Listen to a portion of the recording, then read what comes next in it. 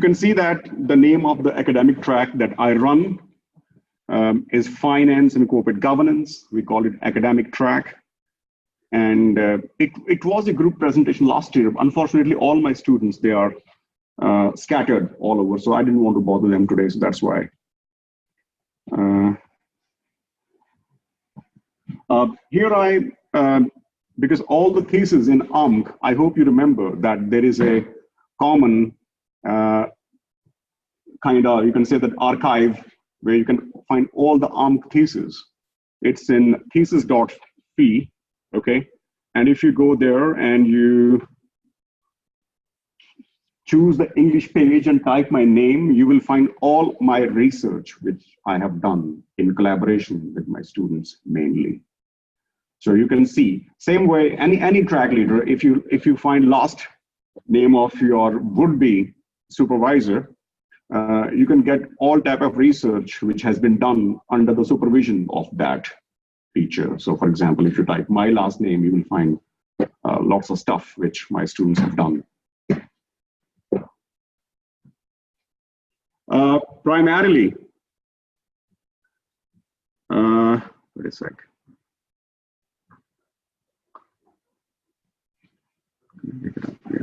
Primarily, these are the research areas where I work in partnership with my students. And if I categorize my thesis, they mainly, broadly, they fit into these categories. The first category is that we do a lot of risk assessment and management. I personally believe that no company is immune to risk. You realize, you don't realize, you're a big company, you're a small company, you're always exposed to risk. And in the risk assessment and management, we try to identify, we take a company or group of companies, qualitative, quantitative, doesn't matter. That's only a matter of, yeah, sometimes you eat boiled eggs, sometimes you make omelette. It doesn't matter you do quantitative or qualitative. The main thing is that how deep you explore. The philosophy behind a thesis is same, okay? Based on interview, based on secondary data, primary data, these come far, far, far secondary. For me, these things are not even important at this juncture. For me, the topic of research is far more important. Are you going to solve a problem? That's more important. Which problem? Is it relevant? Can you solve it? Is it so that it has not been done by many people before? Okay, so that's what makes your research novel and meaningful. So the second thing we do that we try to bring, we feel that a company lives in a big ecosystem, which is called macroeconomics that we studied hopefully in last semester. So how the interest, inflation, even politics have an impact in the financial world. That's the second category. I'll come to it. Portfolio management is a topic or a theme for those students who are very much into stock market, commodity market, bitcoins, how to develop the algorithm of trading, very much stock market type of people. Very, how to say it, very hardcore quantitative finance, basically. You love number, you develop some models and you know that what is the rate of return which the Finnish companies have been getting, what could be the forecasted stock return investors can get. That's completely, very much into data oriented. The next one is capital structure. Capital structure is something to do with my example I gave you, that if I want to start a company, and you are my would-be investor. So half of you are lending me money and half of you are my shareholders. What is the optimum? What is the optimum ratio of debt to equity so that the company, don't become bankrupt? Remember, if you borrow too much, then your company can be very risky. The first point, risk assessment. And if you are not borrowing as you should be, then you are wasting a lot of resources because debt is cheaper than equity. So you have to find the optimum ratio between the external funding and the internal funding so that the company is maximizing its resources. financial fraud detection is something which I love. This is some of my passion, because I strongly believe that all these good guys, they can be very bad.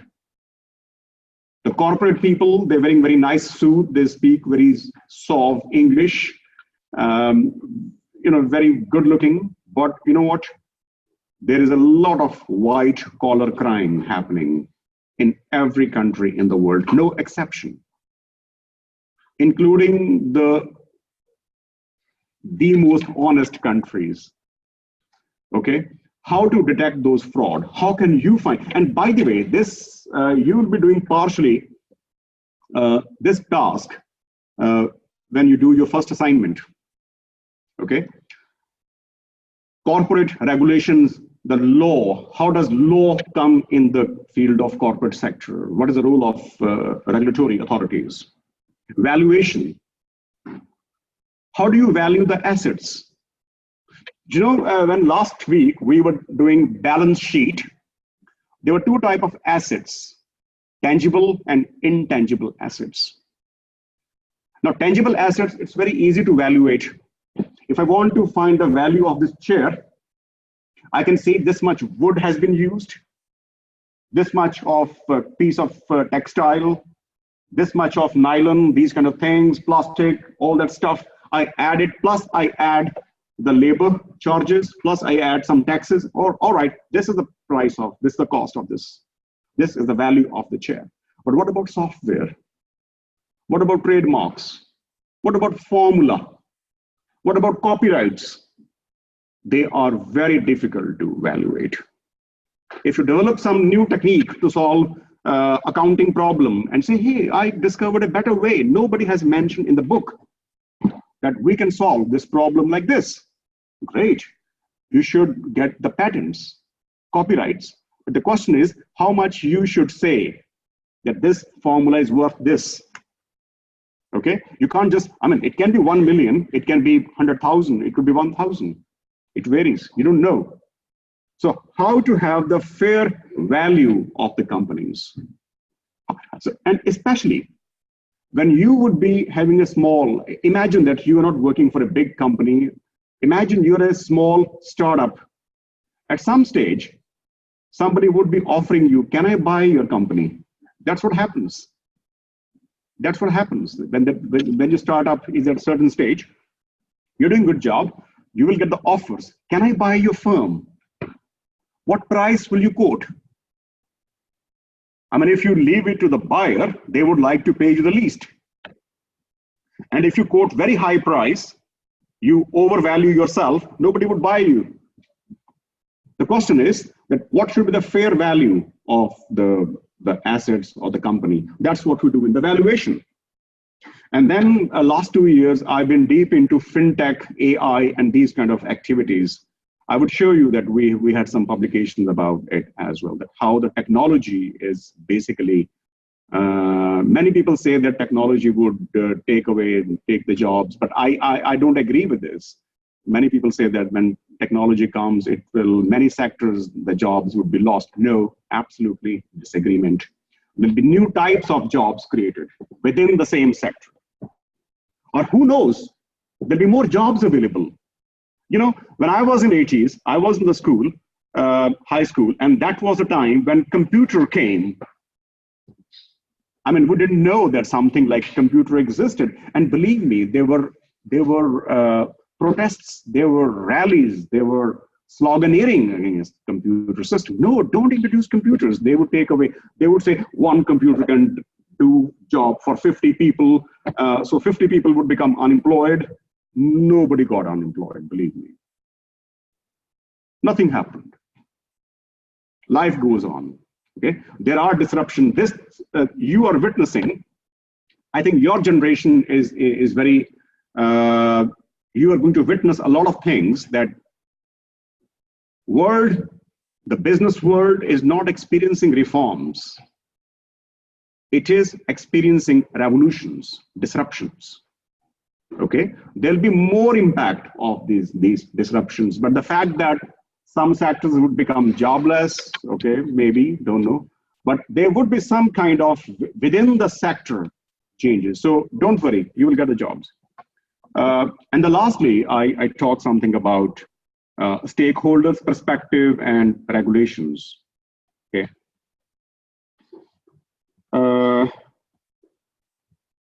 The first category, you can see that these are the things which we have done recently and even in the past. We have two sisters, Atayeva sisters.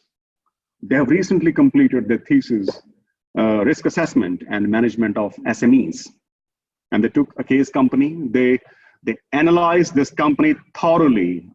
And at one stage, when I had the meeting with the CEO of the company, I realized that Atayeva sisters know about the company more than the CEO knows. Because they went down, they just took everything. They made such an extensive study about this company that they could diagnose that, hey, these are the areas, like a doctor. They were, at the end of the thesis, they were in a position to give a prescription to the company that, hey, these are your problems, and this is the medicine you need, go to the pharmacy. So in other words, this is your company, these are the problems. If you don't solve them now, they would have a serious backlash. So better do this, this, this, and this. So it was very diagnostic, therapeutic thesis. So they not only gave the diagnostic test of the firm where the problem lies, but they also gave the treatment that you should do this, this, this, this. Then your company would survive. And then we have two fantastic ladies, rather three, I would say. The middle three, Erika, Henrika, and Elisaveta. And they chose the same theme, but for different banks. For example, Erika did for Handelsbank because she was working in this bank, and Erika was doing for, Henrika was doing for Nordea because she was working for Nordea, and at that time, Lisa Elisaveta, she was having this contact with the Russian banks. Basically, they were saying that they were finding that how much the banks can be almost close to the potential bankruptcy. And I can give you one example that when Henrika was working on this thesis, she detected at least 4 to 5 times when Nordea could be in a very, very deep trouble. They were almost touching the red line, So what is the beauty of these three theses is that these three young girls, they created the red flags. Red flags means they said that, all right, if your ratio is from this much to this much, it's safe. If you go beyond these lines, you can be in danger. So they were trying to fix the limit of the safe limits so that the company do not touch those dangerous points. 3 of them. And then Olga. Why I like Olga's thesis, I think I was telling somebody that if Olga, if I only looked her contents, I would have given her 3 grades. But I gave her 5. And by the way, all the theses that you will see, they all are 5ers in my case. So that's very, very clear. Otherwise, I would never use them as an example. Why I gave Olga 5? Because I have not seen a student writing thesis in such a nice way. Expressions. The way she expressed the very complicated thoughts in a step-by-step, logical, orderly manner. Believe me, I am yet to see anybody writing like this. I mean, fantastic thesis. Very clear, very simple, short. I think if I see the page limit, at that time, when she wrote in 2016, an average size of the thesis used to be 75, 80 pages, even more, actually.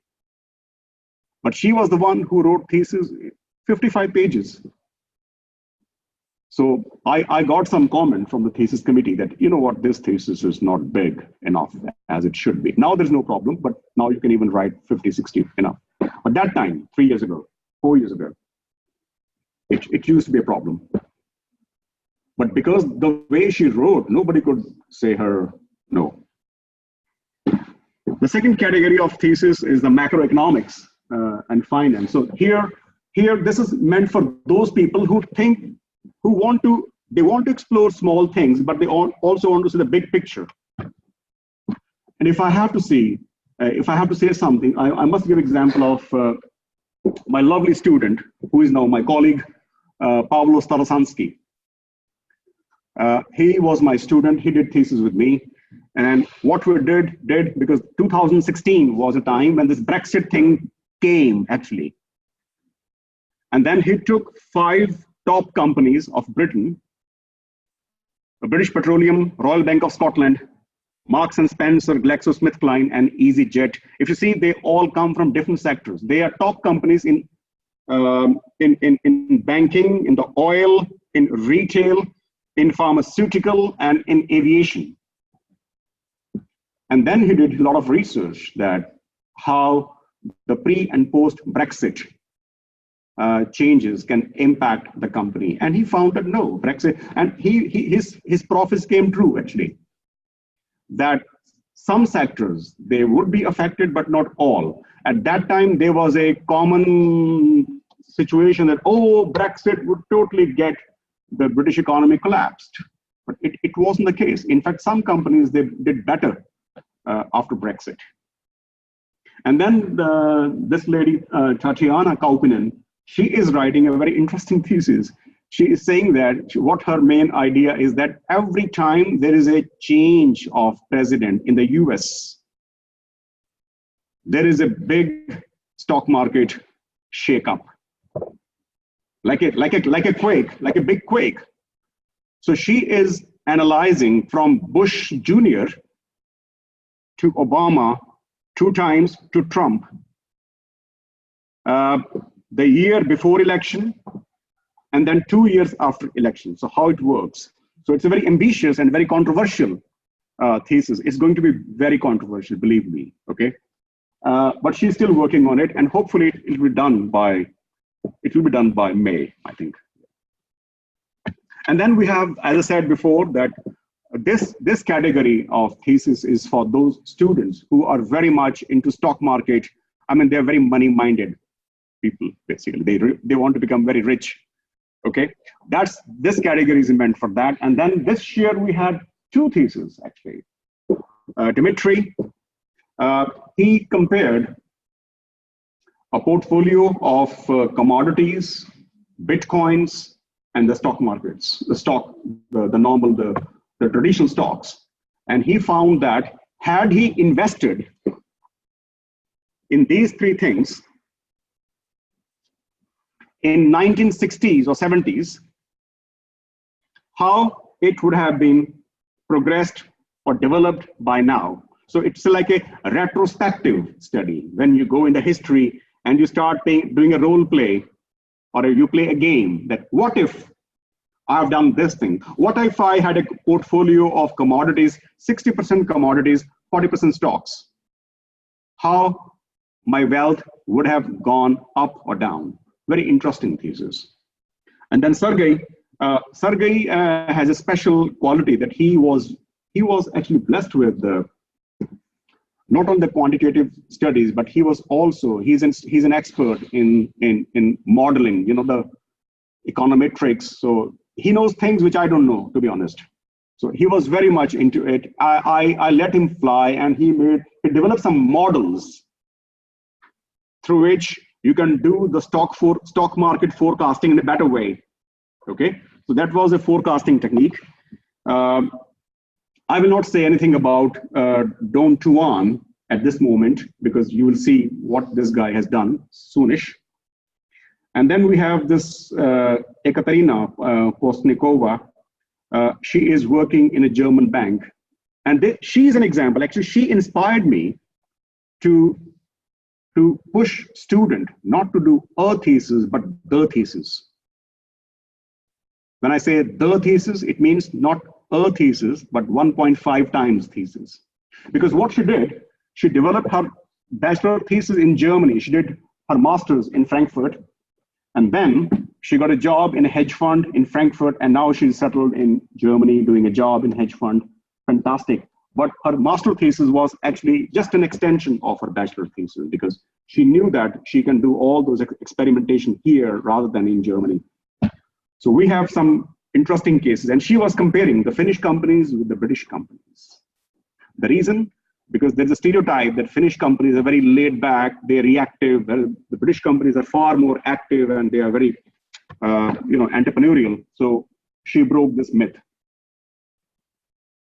And then the capital structure, as I said, that if the example I gave you, that if we have the stock, if I want to start a company and half of you are debt holders, half of you are shareholders. And then we had quite a good number of studies these days. Nikita and Almira, they published their thesis last year. Adi did a year ago. But these are fantastic work. Natalia is working now. So this has been quite a good topic. And this topic is also close to my heart because I do a lot of research by myself in this field. And then the financial fraud detection. We have a recently completed thesis, Valeria has done that how close the Scandinavian banks can be touching the red line of committing a fraud. Okay, and how can you find out that the company is not committing the fraud, but is almost committing the fraud? And not the companies, but the banks. But the banks, I tell you something, if a company fails, it's just a news. But if a bank fails, it can devastate the entire financial system. Did you get my point? If a private company fails, it's a news for a couple of months. But if a bank, even though in the private sector fails, it can totally, because people lose confidence in the financial system when a bank fails. Of course, when a non-financial company fails, it's a news. Of course, it's a big thing. Remember, there was a danger that Volkswagen could collapse a few years ago. Okay, but the fact of the matter is that if a bank is close to failure, it can have a lot of backlashes. People would be very, it's not a technical problem. It's more like a psychological. People lose faith in the financial system. That's what she has done in case of Scandinavian banks who are so-called safe banks otherwise. And then 2 years ago, we had a fantastic study by Yaroslav. Yaroslav is working in Helsinki now. And Maria Gusarova, they did a similar study for British companies. And then Shashwat, he's from India. Now he has done his master's from Oulu in finance. And he did the similar study for Finland, Swedish, and then Danish companies. And by the way, this thesis I made a paper out of it, and I presented in Lisbon 2 years ago, and this paper got the best paper award there. And Shashwat was very happy. Why shouldn't he be? And then some more work, but anyways, and this is something work which regulations. These two lovely Russian girls did, sisters, Zvereva sisters, they did their thesis 2 years ago on Russian small, medium, and these enterprises. And these two girls really inspired me a lot, in the sense that nowadays I'm working with another two Russian girls about the internationalization of family business in Russia. But I would say that the credit goes to these two sisters because they were the one who really inspired me to do some qualitative research. Before this, I never did any qualitative research by myself. I'm more like econometrician, very quantitative things. But these Zvereva sisters, they really inspired me that I should go for interview type of stuff, which I'm doing now. This is my ongoing project. And then Yoni Yarvinen, he is very offbeat person. He always likes to do different things differently. And he is exploring the e-governance. His idea is that the corporate governance of other companies, sports, for example, for football, we have FIFA, the controlling body. For ice hockey, we have a controlling body, yeah? But nobody controls esports. And before the esports start becoming like a gambling, we should define some way out that we develop some governance, control, rules, regulations, the conflict of interest, these kinds of sports. And that's what he governance system of esports. Okay, we have governance of sports, but he is going for the esports. And valuation, Kim did a wonderful study. Our idea is that just when 21st century started, we saw a big financial meltdown. Many companies failed. I think I told you that 90s was the best time for the for the tech companies. They were growing like anything.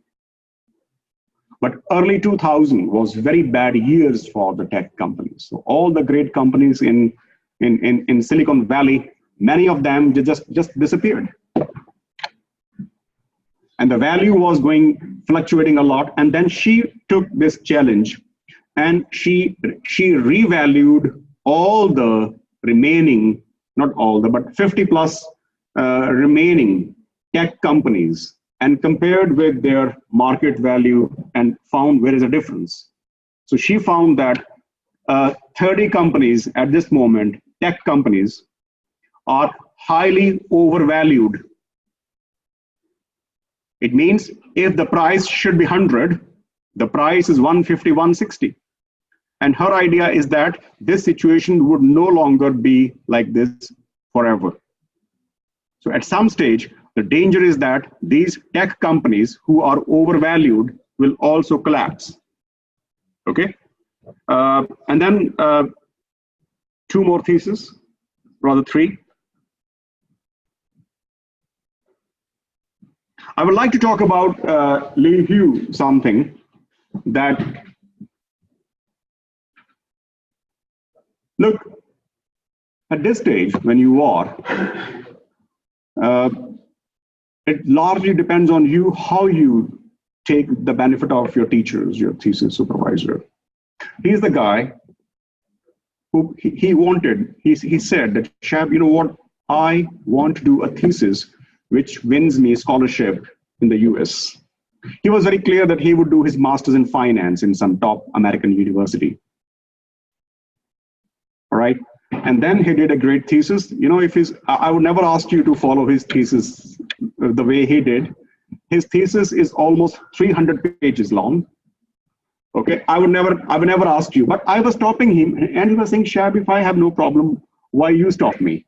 Let me. I said, hey, you know what? People do this kind of research at the PhD level. And he said, no, let me do it. So I let him free. I set him free. I said, okay, go do whatever you want.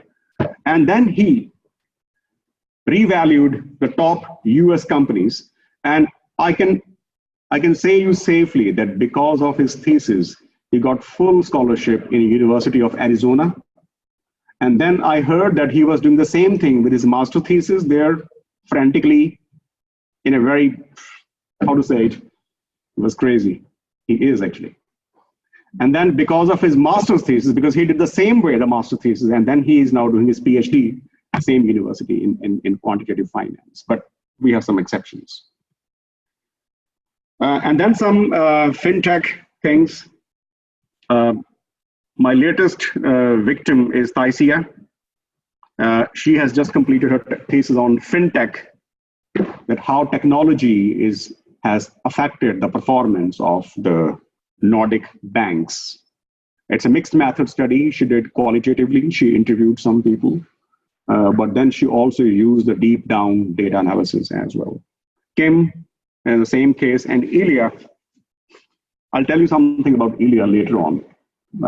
Yeah, and Maria is working on cryptocurrency. She's developing an algorithm for the cryptocurrencies.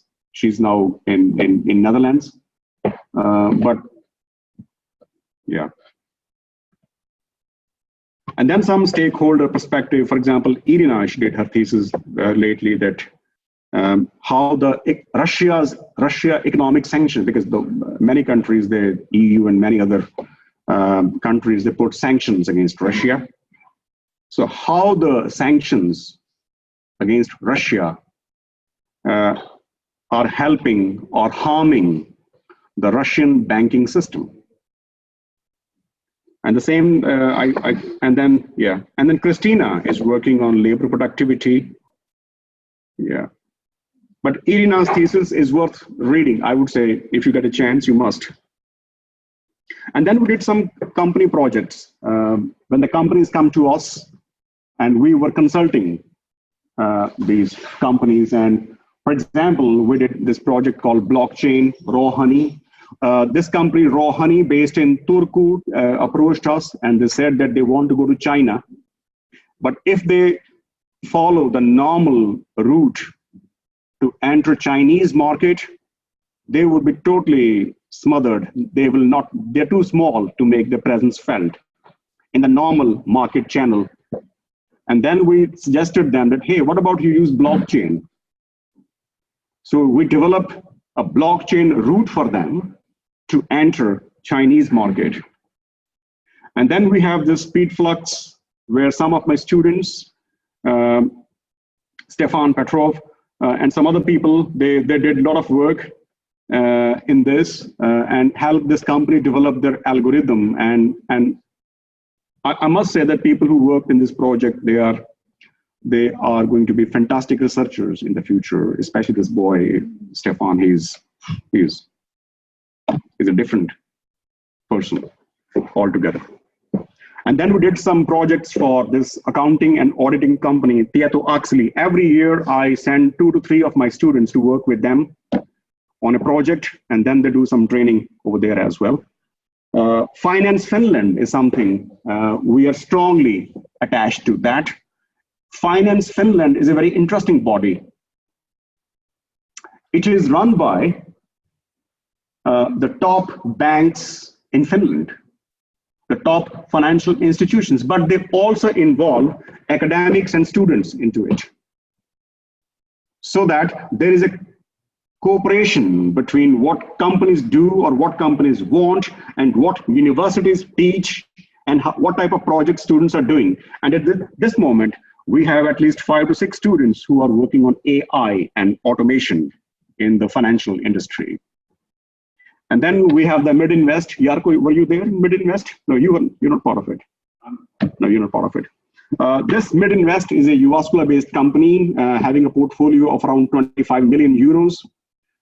Financial consultant to City of Jyväskylä as well.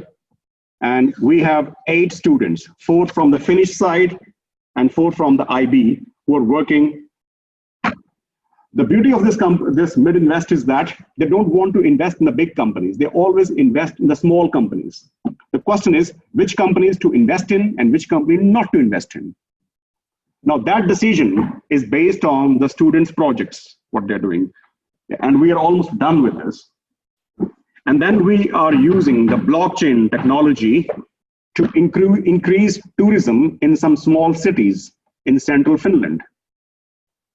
And here I am involved with some local researchers who are experts in blockchain technology. And at the same time, these small city councils, not Jyväskylä, but nearby, Sarijärvi and some other places.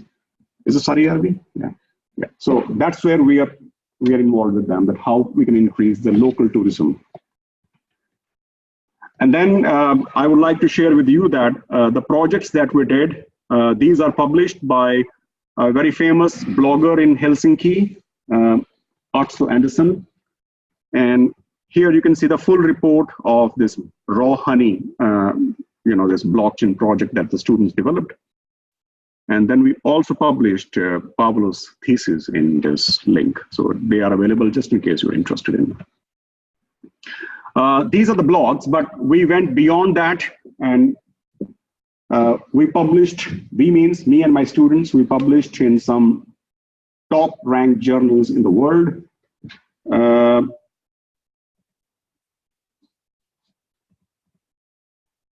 For example, one of the theses, which you will see in thesis.fi, is written by Sophia Luna, another Russian girl.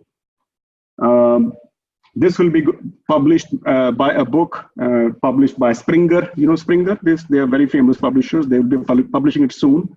But Me and Sophia, we were in Coventry last year, and then this article we carved out from her thesis, and it was presented before 150, the finance gurus, and we got a lot of feedback from there.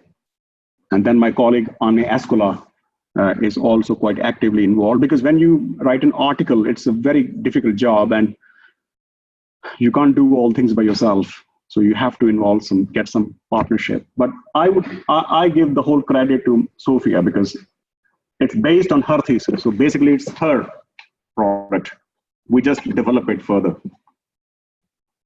And then Don't Tuan, we published last year in a Taylor and Francis publication. I hope you can see here. Yeah. The name of the journal, the Journal of Transnational Management. And it's about risk-return relationship, risk and return. How much this relationship, because there is a saying that no pains, no gains, no risk, no return. How much this saying is valid in Finland. And this is developed by thesis by Don't Tuan. I would like to say that some students who are working hard, they are aggressive. They're aggressive not only in their work, but also in their personality, yeah? This guy, I have to say him, hey, Don, can you speak louder a little bit? Because he really have to come close to me to say what he's saying, because he's such a shy, low-profile student. And then he did his master's. Now he's doing his master's, I think the final stages in University of Jyväskylä in banking and finance. And yeah, and then we got this publication last year, which is very cool journal, one of the best in the world, Journal of Transnational Management.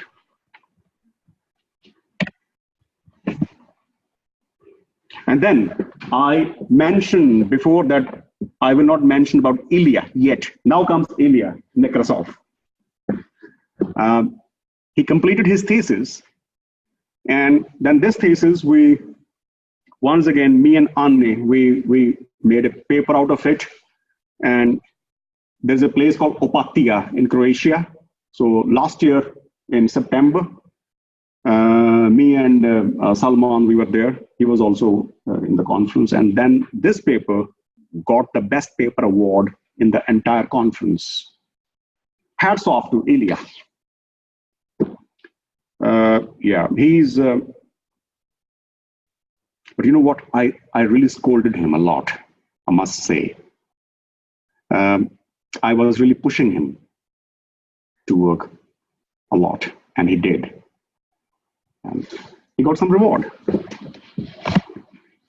And then Don't Tuan, we also got this best paper award last year. We were in Cyprus. And then we have some party time also. So very often, all my intellectual slaves, I huddle them, I take them, and then we have some good time also, okay? So we know that when you do the research, it's a lot of work, but you know what? Relax, drink some